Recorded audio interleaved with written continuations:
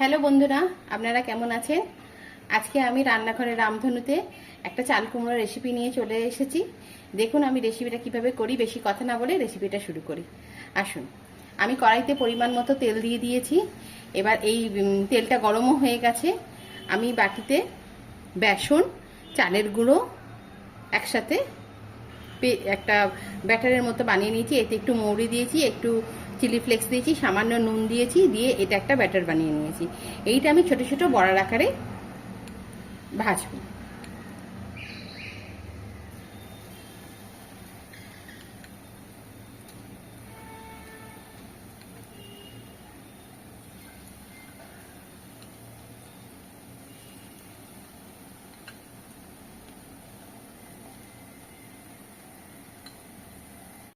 দেখুন আমি বড়াগুলো ভেজে তুলে নিয়েছি।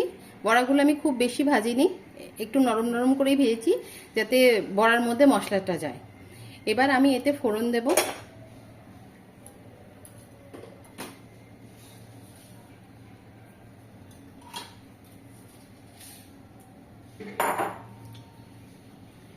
এখানে তেজপাতা, একটা তেজপাতা, 3টে শুকনো লঙ্কা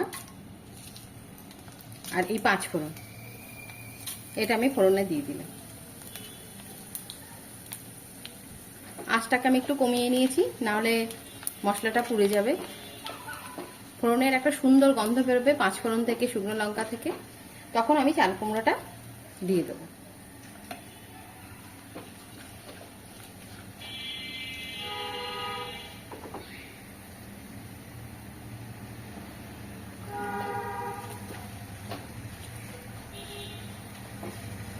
আমি কিন্তু এর সঙ্গে আর কোনো তেল অ্যাড করিনি, ওই তেলেতেই আমি রান্নাটা করছি। এই দেখুন চাল কুমড়োটা, আমি হাফ চাল কুমড়ো নিয়েছি,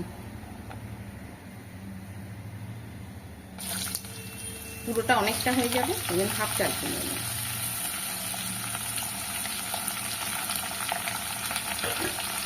এবার আমি আঁচটা বাড়িয়ে চাল কুমড়োটা একটু কষে নেব।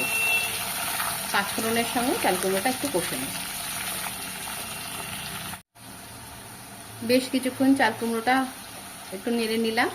এবার এর মধ্যে স্বাদ মতো একটু অল্পই নুন দিয়ে দেবো।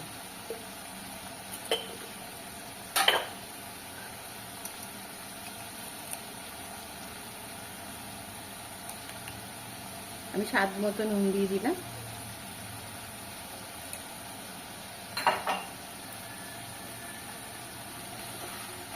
নুন দিয়ে একটু নেড়ে চেড়ে নেব।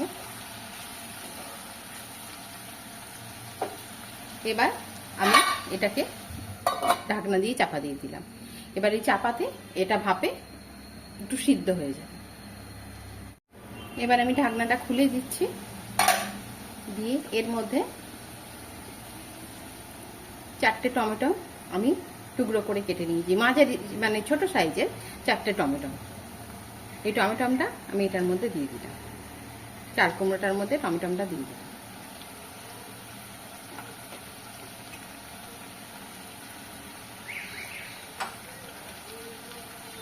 টমেটোটা সিদ্ধ হওয়ার জন্য আমি ওপর থেকে 1 চামচ হলুদ দিয়ে দিচ্ছি।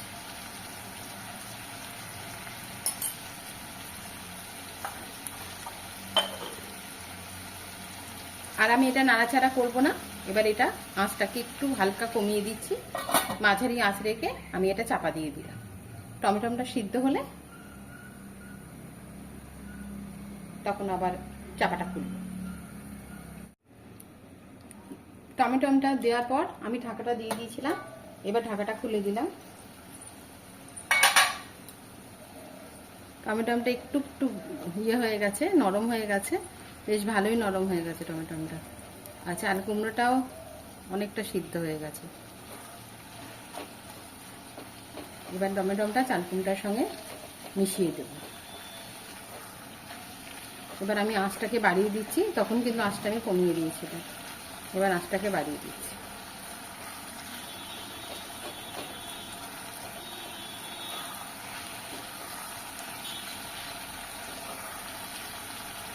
যেহেতু 4টে টমেটো দিয়েছি, সেই জন্য স্বাদটাকে ব্যালেন্স রাখার জন্য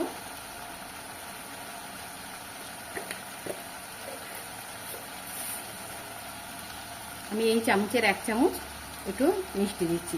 এমনিতে নিরামিষ তরকারিতে একটু মিষ্টি দিলে খেতে স্বাদ হয়।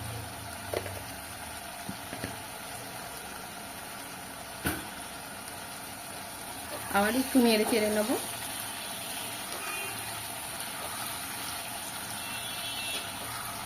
চাল কুমড়োটা হাফ সিদ্ধ হয়েই গেছে।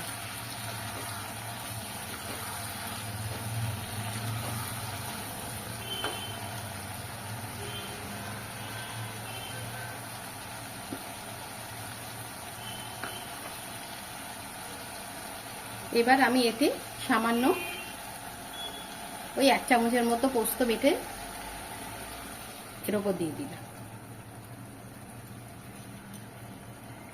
তাতে খেতে স্বাদ হবে।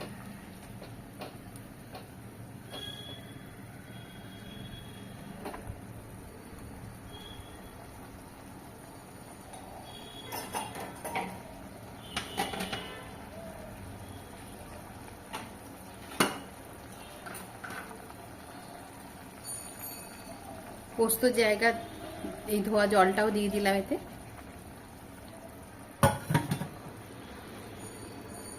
ওপর থেকে 3টে কাঁচা লঙ্কা দিয়ে দিলাম। এবার এটাকে আঁচটাকে কমিয়ে দিলাম। আঁচটা কমিয়ে দিয়ে আগে থেকে যে বড়াগুলো আমি ভেজে রেখেছিলাম বড়াগুলো এক এক করে এর মধ্যে দিয়ে দিলাম।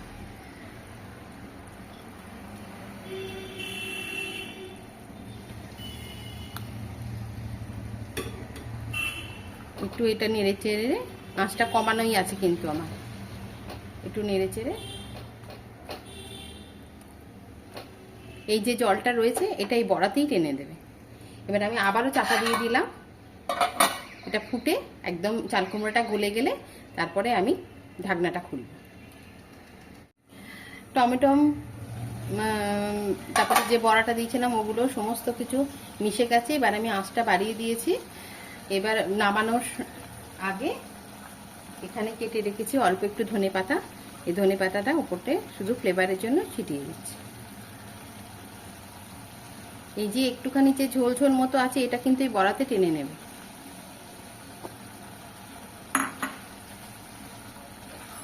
হালকা হাতে একটু নাড়াচাড়া করতে হবে, তা না হলে বড়াগুলো ভেঙে যাবে। দেখেছেন কিরকম মাখা মাখা হয়ে গেছে। এবার আমার পুরো এই রান্নাটা তৈরি হয়ে গেছে। আমি গ্যাসটাকে অফ করে দিয়ে কিছুক্ষণ এটা চাপা দিয়ে রাখবো, তাহলে ধনেপাতার ফ্লেভারটা খুব ভালো তরকারিটার সাথে মিশে যাবে।